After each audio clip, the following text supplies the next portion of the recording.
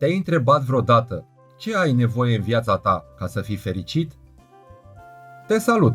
Sunt psiholog Adrian Manea și îți spun bun găsit la Doza de Psihologie. Fiecare decide pentru sine ce înseamnă fericirea. Fericirea trebuie să fie urmărită și găsită în numeroasele aspecte ale vieții care îți stau la dispoziție.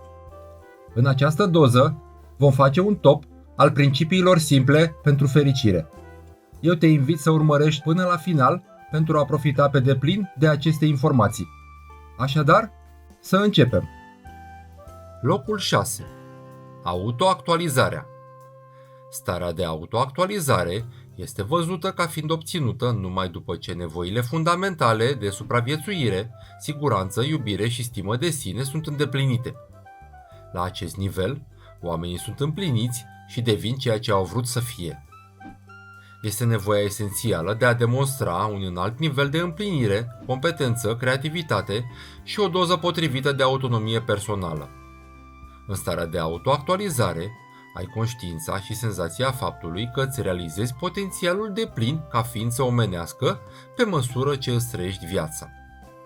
Totuși, doar foarte puțini oameni caută să devină cea mai bună versiune a lor, poate 1 sau 2%. Eu îți doresc ca și tu să fii unul dintre ei. Locul 5. Libertatea financiară. Tu ești conștient că a fi liber financiar presupune să trăiești în conformitate cu mijloacele tale existente? Asta înseamnă să cheltuiești doar atât cât câștigi, fără să faci împrumuturi.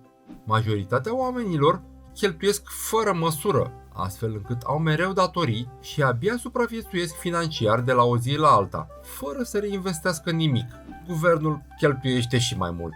Libertatea financiară presupune responsabilitate, conștiința faptului că îți poți permite bunurile și stilul de viață de care beneficiezi. O persoană se poate bucura de o libertate financiară de 1000 de euro pe lună, pe când alta poate să nu se considere liberă financiar nici la 3000 de euro pe lună. Benjamin Franklin a oferit acest sfat vorbind despre finanțele personale. Există două moduri de a fi fericit. Poți fie să îți reduci dorințele, fie să îți crești mijloacele. E bine și așa și așa, rezultatul fiind același. Fiecărui om îi revine sarcina de a decide singur și de a face ceea ce se întâmplă să-i fie mai ușor. Dar, dacă ești înțelept, le vei face pe amândouă în același timp. Locul 4. Țelurile și idealurile nobile. Mulți oameni încă nu și-au sacrificat timpul ca să-și stabilească țeluri în viață. Altora le lipsesc idealurile și virtutea în relațiile cu ceilalți. Toți oamenii buni au scopuri nobile pe care se străduiesc să le atingă și idealuri înalte în spiritul cărora trăiesc.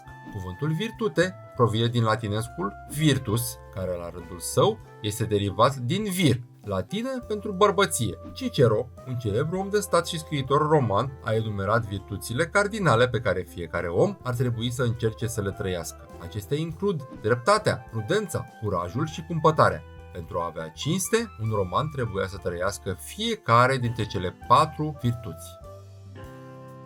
Locul 3. Relațiile personale. Cu toții am auzit cât de importante sunt relațiile puternice pentru sănătatea și bunăstarea noastră. Tu ești de acord că oamenii sunt mereu în căutarea de relații calde și iubitoare? Spune-mi în comentarii.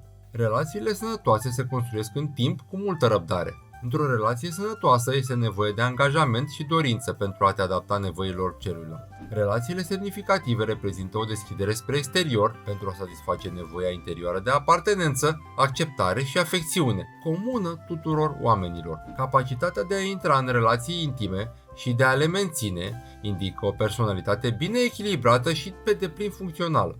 Fă-ți timp să te apreciezi și să intri în contact cu emoțiile tale pentru a te putea exprima clar și mai eficient. Neștiind cum să-ți reglezi emoțiile și să le exprimi sănătos, poate afecta negativ bunăstarea ta mentală. Locul 2. Liniștea sufletească.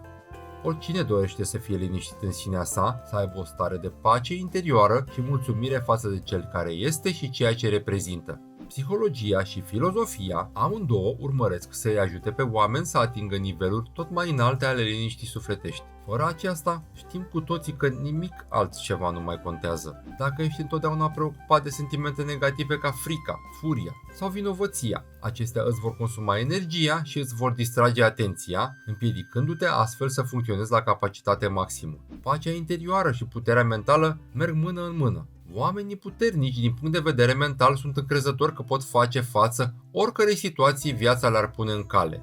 Ei nu irosesc energie dorind ca lucrurile să fie diferite sau încercând să schimbe alți oameni. Ei rămân concentrați pe gestionarea propriilor gânduri, sentimente și comportamente. De asemenea, ei fac din auto-îmbunătățire o prioritate, pentru că știu că întotdeauna este loc de creștere și astfel renunță la acele lucruri care le-ar putea distruge pacea interioară.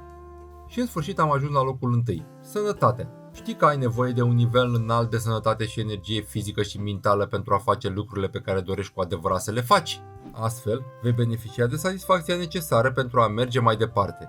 Din păcate, foarte mulți oameni sunt limitați în această privință. Se poate ușor constata că mulți nu fac cu regularitate sport, că mulți fumează sau beau peste măsură. Procentul celor care au o greutate mai mare decât cea ideală este ridicat. De asemenea, mulți oameni sar peste micul dejun, dar în schimb, iau cine copioase la ore târzii din noapte. Somnul insuficient afectează o mare proporție din populație. O stare bună de sănătate fizică și mentală te va ajuta să îți atingi mult mai ușor obiectivele, deopotrivă pe termen scurt și pe termen lung. Eu îți urez multă sănătate, că e mai bună decât toate. Acestea au fost 6 principii simple pe care majoritatea oamenilor le echivalează cu fericirea. Sper că sunt valabile și pentru tine și că te bucuri deja de cât mai multe dintre ele. Dacă ai o părere sau dorești să transmiți un mesaj, te rog lasă un comentariu. Dacă ai nevoie de opinia unui psiholog pentru a rezolva o situație din viața ta, trimite-mi un e-mail pe adresa dozapsihologie@gmail.com și îți voi răspunde în cel mai scurt timp. Asigură-te că te abonezi ca să fii la curent cu cele mai folositoare informații din sfera psihologiei și a dezvoltării personale. Îți mulțumesc că ți-ai luat și astăzi doza de psihologie.